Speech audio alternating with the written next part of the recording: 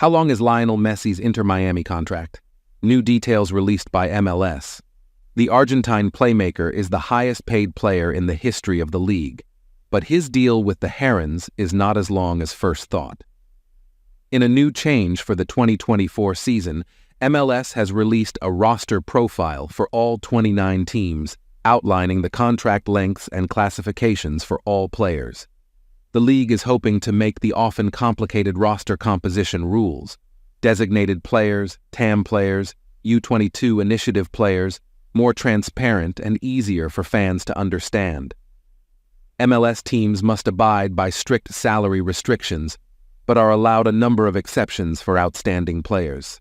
At Inter Miami, the 3 senior DP slots are filled by Leonardo Campana, Sergio Busquets, and Lionel Messi, who each have annual salaries that exceed the maximum salary of $683,750.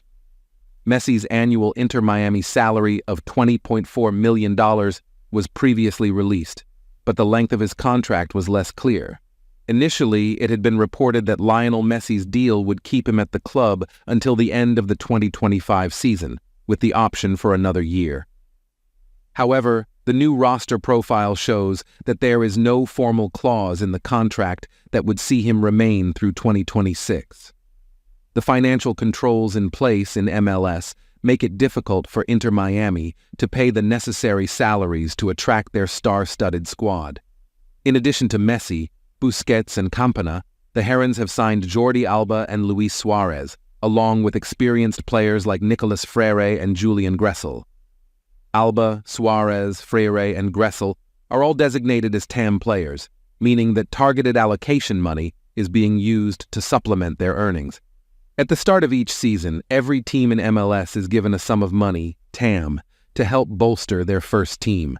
This money can be used to fund new signings or, in the case of Inter Miami, to buy down a player's salary to prevent them taking one of 3 designated player spots.